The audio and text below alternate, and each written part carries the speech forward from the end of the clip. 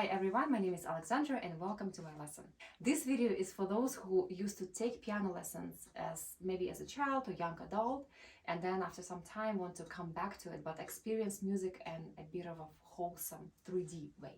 What it means is that when you're trying to learn a new piece of music, a new composition, you don't want to just learn the notes and the text. You will always feel like something is missing. You want to make sure we have a deep connection and understanding of the music, but it's impossible without doing a little bit of research. So here is briefly what you need to do. So in your research, there will be some external factors and internal factors that you want to look at. In external factors, there are three main things. Number one, you want to understand what is the style period of the music, whether the piece is coming from Baroque period, classical Viennese period, romantic period, impressionistic period, or the period of 20th or 21st century music. Number two, you want to look at the genre of the piece or its form or structure, whether it's sonata form or it's the fugue or rondo or maybe some kind of dance like music and so forth, because the structure will determine a lot of things that you want to look at. And number three, it's always a good idea to understand what was happening during composers' life and what they were going through, and in general understand what some life events that they experienced during the time they wrote this piece. And you want to look at the internal factors. Internal factors are the artistic image of the piece, which means its character and maybe certain imagery, basically what kind of emotional effect this piece has for you. You want to understand, ask yourself what this piece is about, what is the general mood, general emotion. And the best way to actually find the answer to this question is to listen to recordings. There are millions of incredible recordings, recorded by army of great classical pianists. So go ahead and listen to at least 3 recordings back to back and try to understand the piece for yourself. And then you want to ask yourself how this artistic image, this character of the piece is shown in music, through what elements. Maybe something in harmony, and of course there will be some things in harmony, in melody, and in general how it is presented in a piece. Now let's quickly look into the example. How this research can be done. We can take a look at Chopin's Mazurka, op.17 number 4, one of the most beautiful mazurkas ever written. Let me just play a little bit of this mazurka for you, and then we'll go ahead and talk about it in a little bit more detail.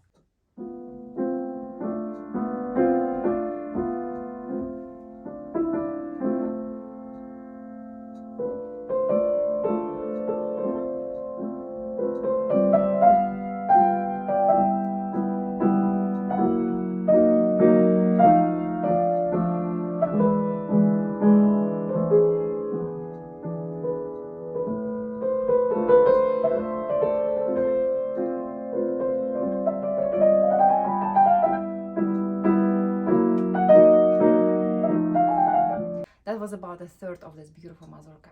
Let's get started. First of all, period of music. Chopin is a romantic composer, and Romanticism started in 1825 and lasted until about 1900s. Music really did change during this time. It became more personal, more subjective, more passionate, and it really became a lot more emotional, with a lot more liberties compared to the previous classical era. Number two is genre or the form. So I have a mazurka, and mazurka is Polish dance, and there are in general 3 types of mazurkas. Mazur, which is medium fast, in simple terms. Oberek, which is the fastest type of mazurka, and Kurzawak. So Kurzawak is the slow type of mazurka, and this is actually the slow type of mazurka. And also we want to understand what composer went through when he was writing this music, and in this case, with this mazurka, it was written when Chopin was about 21, 22 years old, and during that time he was already in Paris. He moved from Poland, and even though he enjoyed wonderful cities as Dresden, Vienna, still his life was full of challenges by the time he ended up in Paris. During this time, he was, first of all, missing his homeland terribly throughout his entire life, and one of his sisters died, and there was a war that started in Poland, and a lot of his friends were dying in the war. So there was a lot of pretty tragic things that were happening during this time, and that explains that sadness of this mazurka. Now let's talk a little bit about internal factors. So number one is artistic image. So obviously the mazurka is very sad, and this is how it's so important to actually know what was going on in Chopin's life, because that's how external factor helps to understand, right? Helps the internal factor.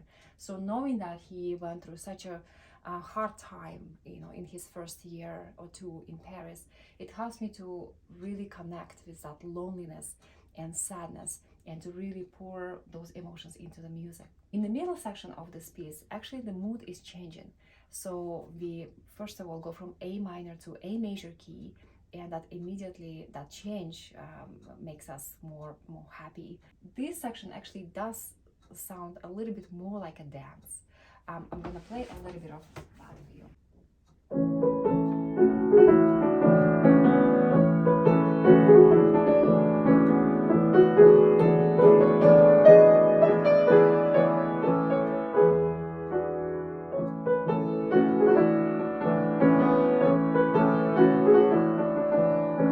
This middle section consists of 4 long phrases, and they basically sound pretty much the same. That's also why I feel like this is a dream and that's not something that's real, right? Because it's way too repetitive. So we basically just kind of stuck in one character here. And at the very end of this section, the dream breaks into the reality, and it's actually pretty sudden and almost shocking. Let me play a little bit of that.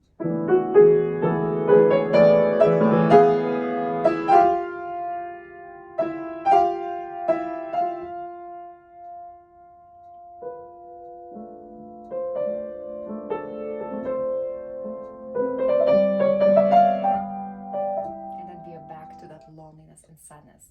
And the last aspect that we want to discuss today is how this character of the mazurka, the essence of it, is shown in the musical. Through what? Well, first of all, of course, minor key, slow tempo. It's written in lento tempo. And also, if you look through the left hand of this mazurka, you will very rarely see a bass note. Because normally when we talk about dance-like forms, we kind of used to something like this. 1, 2, 3, 1, 2. The bass, right? And then 2 chords on beat 2 and 3. We don't have this here. So it kind of contributes to this really continuous and slowly unfolding sad emotion. So all we have here is just chords.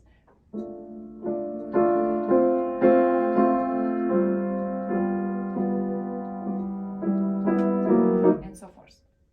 A lot of sad pieces are actually very beautiful, and I personally prefer sad pieces.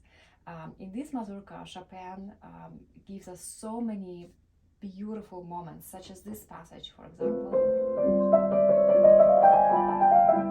Right, all these passages. That sounds almost like the jazz improvisation. And so all of these beautiful melodies and passages contribute to the character of the piece. We will pause right here because there are actually many aspects that we can look at in this beautiful piece. But this is a general idea, what you want to be doing when you working on a new piece. Do your research. It will for sure help you to connect with your music in a much deeper way. Let me know what you're working on and how is your research coming along, and I will see you in the next video. Thank you everyone. Bye bye.